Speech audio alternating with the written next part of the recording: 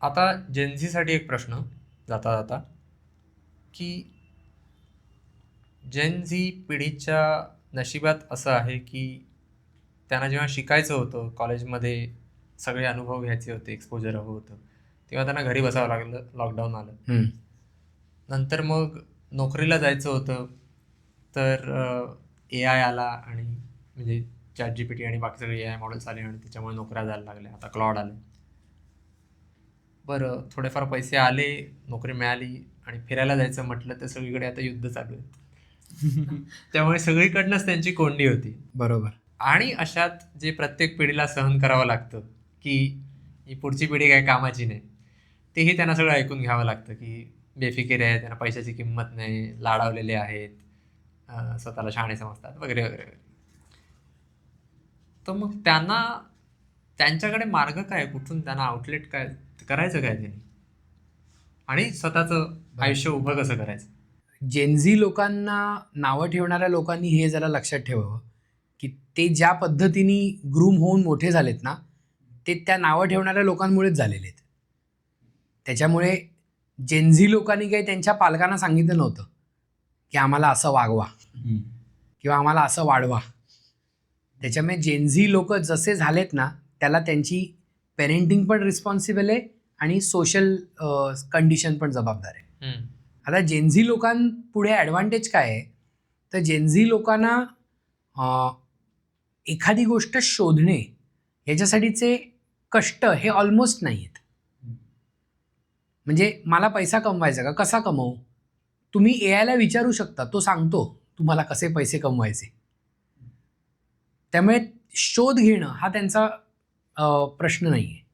त्यांचा आलेले पैसे जपून कसे ठेवणं ह्याची मनोवृत्ती तयार करणं हा प्रश्न आहे. आणि आत्ताची जी जेनझी पिढी आहे ती सगळी बऱ्यापैकी सगळ्या गोष्टींमध्ये थोडी लेट आहे. म्हणजे त्यांची शिक्षणं उशिराने संपतात. दोन प्रकार आहेत ह्याच्यात. ऑर्थोडॉक्स स्कूलिंग आणि कॉलेजिंगमध्ये जे इंटरेस्टेड नाही आहेत ते कोर्सेस करून त्यांचं करिअर बिल्ड करायला बघतात.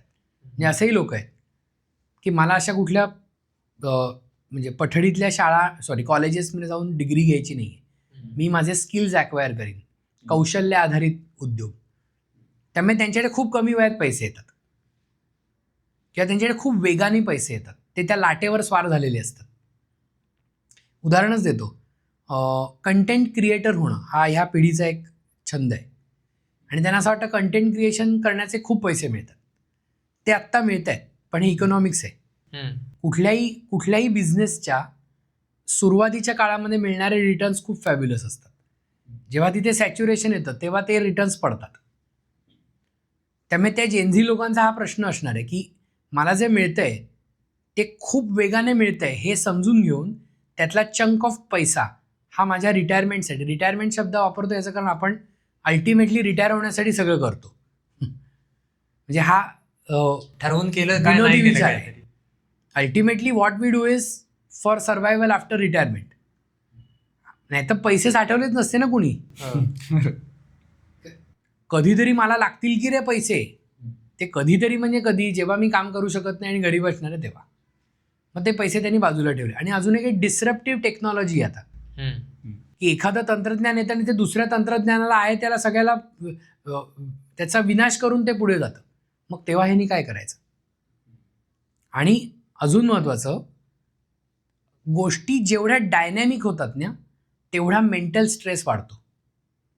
या पिढीसाठी स्ट्रेस मॅनेजमेंट सगळ्यात महत्त्वाचा मुद्दा आहे. आजकाल इतके लोक सायकोलॉजिस्ट आणि सायकोलॉजी शिकत आहेत की ट्रीटमेंट घेणाऱ्यांपेक्षा देणारे वाढतील काही वर्षांनी, अशी मला कधी कधी भीती वाटते. कारण जो उठतो तो सायकोलॉजीच शिकतोय. तर हे अचानक का, म्हणजे ह्याचंही मार्केट वाढायला लागलं. मार्केट फोर्सेस आहेत शेवटी. हे असं का होतं आहे, ह्याचं सोपं कारण असं आहे की लोकांना गरज आहे त्याची. काउन्सिलिंग अमुक तमुक परदेशात हे खूप हाय स्केलवर चालू आहे, आपल्याकडे अजून यायला लागले. त्याच्यामुळे जेनझी लोकांनी ह्याचा विचार करायची गरज आहे की बॉस आपल्याला खूप वर्ष तोच व्यवसाय करून पैसे मिळतील का, का आपला धंदा अचानक म्हणजे ऑब्सोल्यूट होणार आहे. होताच नव्हतं एकदम. हां, म्हणजे मी हा व्यवसाय करतोय आणि एकदम मस्त चाललंय, अचानक कोणतरी सॉफ्टवेअर घेऊन येईल आणि तुमचा सगळा बिझनेसच बंद पडेल. म्हणजे पूर्वी असे अनेक उदाहरण आहेत आणि आर्टिफिशियल इंटेलिजन्स अजून काय काय गमती जमती करेल हे सांगताच येत नाही.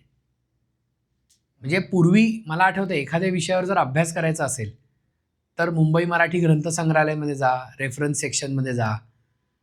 मग रेफरन्स सेक्शनमध्ये जाऊन कुठलं पुस्तक वाचायचं आहे हे विचारण्यासाठी तज्ज्ञ व्यक्तींना फोन करा की मला ह्या विषयावर थोडी माहिती हवी आहे. तर मी कुठली पुस्तकं वाचू? आता मला एका मुलानीच म्हणजे माझ्या स्टुडंटनीच मला एक काय तो दिवा घासल्यानंतर जसा जिनी येतो तसा एक ॲप आहे की सर तुम्हाला एखादा रिपोर्ट असेल तर खूप पेजेसचा आहे ना, एवढा सगळं वाचू नका. तो त्या ॲपमध्ये टाकायचा, पेड आहे. ते तुम्हाला त्याचे समरी काढून देतं, त्याचे बुलेट पॉईंट्स बनवतं. गरज असेल आणि त्याच्या लेवलला झेपणार असेल तर त्याची PPT पण बनवून देतं. मला लक्षात आलं की हे सगळं करणारा एक माणूस होता. डिझाईन बनवणं, ह्याच्या डिझायनरचं डोकं हे AI खात नाही, पण त्याच्या एक्झिक्युशनमध्ये 5च्या जागी 2 लोक लागतात. जेनझी लोकांनी हे समजून घेतलं पाहिजे की तुम्ही इररिप्लेसेबल आहात का तुम्ही रिप्लेसेबल आहात. रिप्लेसेबल असाल तर तुमचं फायनान्शियल मॅनेजमेंट चोख पाहिजे. आणि दुसरं, मला काहीच I do not belong to the generation of deprived one, वंचित. सगळंच म्हणजे सगळेच रस्ते खुले होते. तर अचानक मला हे काहीच नाही हा नकार ऐकून घेण्याची सवय नाही. आणि नकार ऐकून घेण्याची सवय नसेल तर तुम्ही स्वतःला फायनान्शियल डिसिप्लिन लावूच शकत नाही. सुरुवात केली तिथूनच येतो आता की माझ्याकडे UPI आहे म्हणून मी पैसे खर्च करायचेत का? नको, मला हे आत्ता पैसे खर्च करायचे नाही आहेत. माझ्या मित्राच्या घरी एक फंक्शन आहे आणि त्याच्यासाठी मी शॉपिंगला त्याला कंपनी द्यायला गेलेलो असताना मला 2 शर्ट्स नाही विकत घ्यायचे आहेत.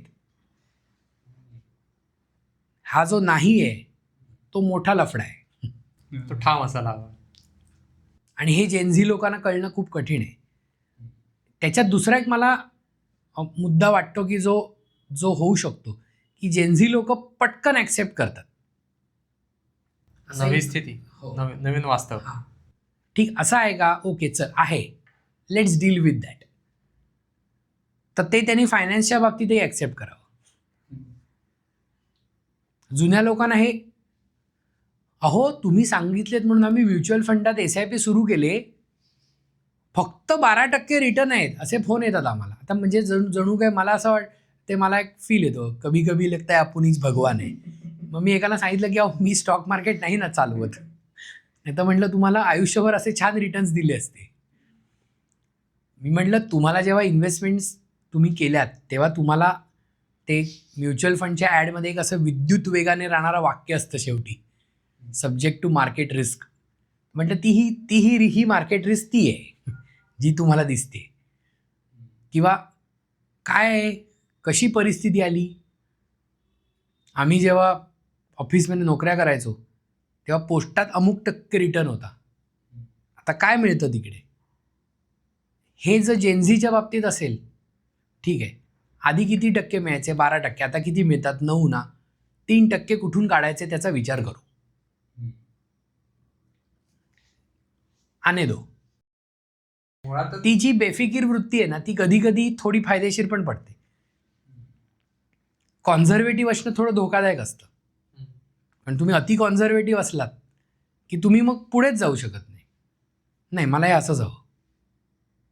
फ्लेक्झिबिलिटी लागते थोडी, आणि ती जेनझी लोकांकडे जास्त आहे, कारण ते सतत फ्लेक्झिबल मोडमध्ये, तू जसं म्हणालास तसं सतत काय ना काहीतरी सतत बदलतंय ना, त्यांच्या अंगावरच सतत बदल पडतो. आणि ते एक्सपेरिमेंटच्या लेवलला होत आहेत, त्यांच्यावरच एक्सपेरिमेंट होतात काइंड ऑफ. गिनिपिग.